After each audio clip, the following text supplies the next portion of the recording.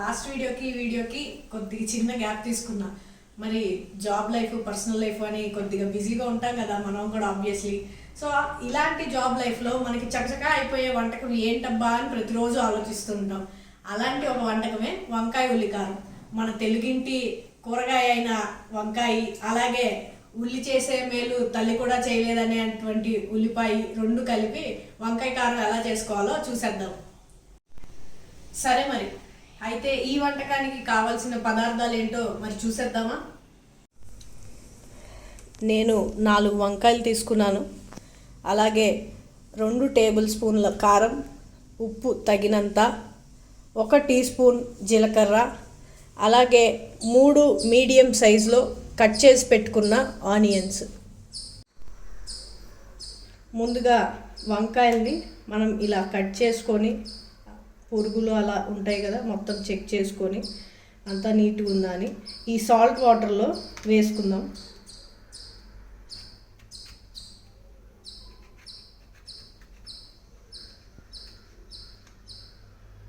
మనం ఇలా కట్ చేసుకుంటే ఏంటంటే లోపలికి ఆయిల్ వెళ్ళి ఫ్రై అవుతుంది. అలాగే మనం దీంట్లో ఉల్లికారం కూడా ఇన్సర్ట్ చేసుకోవాలి.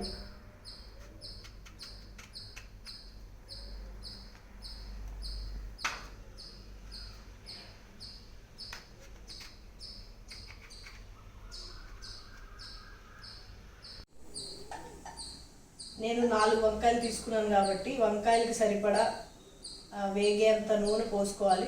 తర్వాత మనం దీంట్లోనే ఉల్లికారం కూడా ఫ్రై చేసుకుంటాం కాబట్టి కొద్దిగా ఎక్కువ ఉన్నా పర్లేదు. ఎలాగో ఉల్లిపాయలు అనేది ఆయిల్ని బాగా పీల్చేస్తుంది కదా. మనము సాల్ట్ వాటర్లో కడిగి పెట్టుకున్న వంకాయని ఒక్కసారి క్లాత్తో కొద్దిగా తుడుచుకోండి, ఏదో టిష్యూతో. ఎందుకంటే వాటర్ డైరెక్ట్గా ఆయిల్లో వేస్తే చిల్లుతుంది. సో మనం తుడుచుకున్నాం అనుకోండి, ఆ వాటర్ అనేది ఉండదన్నమాట. ఇప్పుడు ఇలా ఆయిల్లో వేసి మనం ఫ్రై చేసుకోవాలి.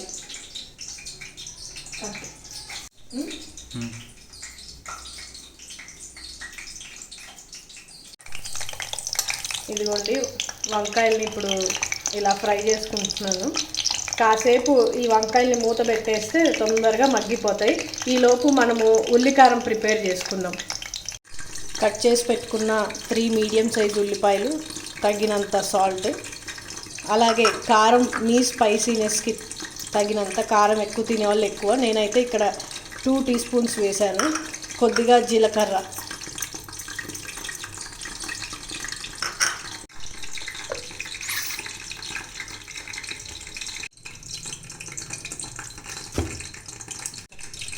ఉల్లికారం మరీ మెత్తగా కాకుండా ఇలా కొద్ది కచ్చాపచ్చగా గ్రైండ్ చేసుకుంటే సరిపోతుంది.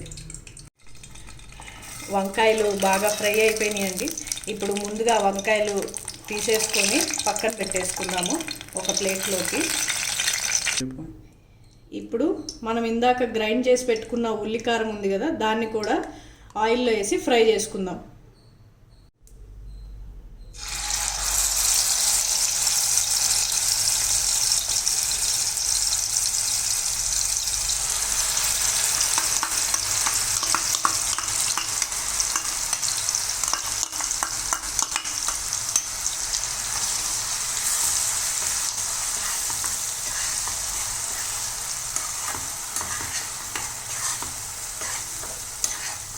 ఉల్లికారం అంతా పచ్చివాసన పోయేదాకా మనకి ఫ్రై అవ్వాలి.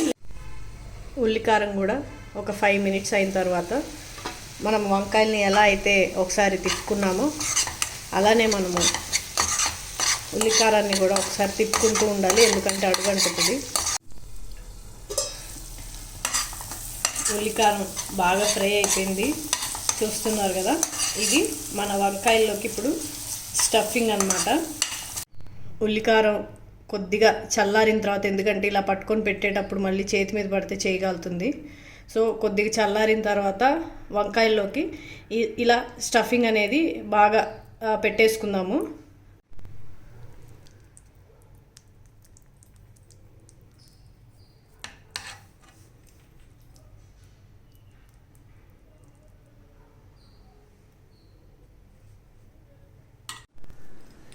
చూసారు కదా, మరి ఎంతో ఈజీగా టేస్టీగా వంకాయ ఉల్లికారం రెడీ అయిపోయింది.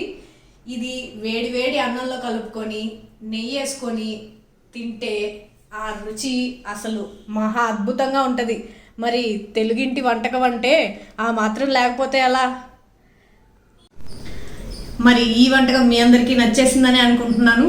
ఈ వీడియో నచ్చితే లైక్ చేయండి, మీ ఫ్రెండ్స్ అందరితో షేర్ చేసుకోండి. అలాగే నా ఛానల్ వ్లాగింగ్ విత్ దీపుని సబ్స్క్రైబ్ చేసుకోండి.